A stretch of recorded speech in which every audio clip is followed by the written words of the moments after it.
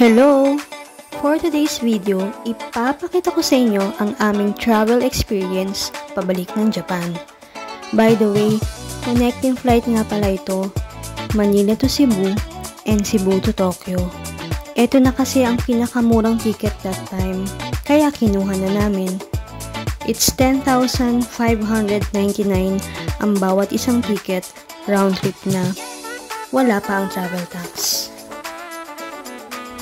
So pagdating namin sa Cebu, lahat ng domestic flights ay nasa Terminal 1. Ang international flights ay nasa Terminal 2. Lahat ng kainan, convenience store at mga shops nasa Terminal 1. Sa Terminal 2 kasi ang mga kainan nasa loob na ng mga gates. 10-minute walk ang pagitan ng dalawang terminal. May walkway naman.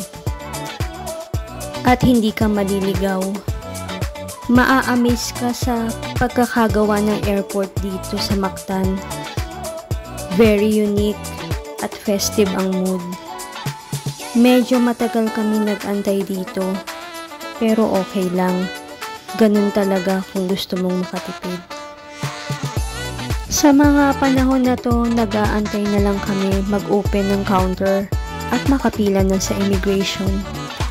Tip ko nga pala sa inyo, bago kayo pumila sa immigration, kumain at uminom na kayo.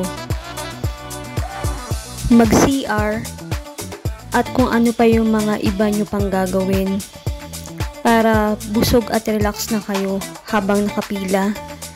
Dagdag stress pa kasi kung habang mahaba ang pila, dun pa kayo makakaramdam ng gutom or gusto nyong mag-CR. Huwag kayong kakabahan. Sagutin lang kung ano yung tinatanong,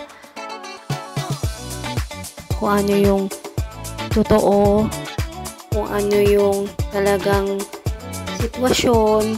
Yun lang yung sagutin natin. Huwag na yung magpaligoy-ligoy pa para pahabain or para magpa-impress sa immigration officer. Pero syempre, hindi naman tayo pare-parehas ng nagiging karanasan sa pagpila sa immigration officer or kung sino yung matatapat sa atin na magtatanong. Ito yung parking lot nila.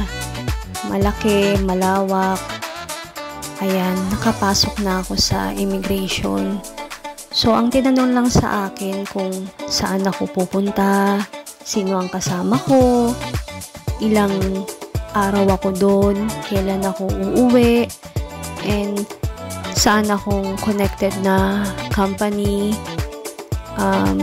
Yun lang. Basically, more on sa details ng travel yung tinanong. After ng immigration, nandito na lahat ng kainan at tindahan sa Terminal 2. Habang babaybayin mo yung gate, so makikita mo sila lahat. Mga perfumes, souvenir, pagkain, and mga resto. Medyo pricey dito sa Terminal 2 compared sa Terminal 1. And finally, sasakay na tayo ng airplano going to Narita via AirAsia. And don't forget to hit the notification bell para updated kayo sa aking next video. See you on my next vlog. Bye!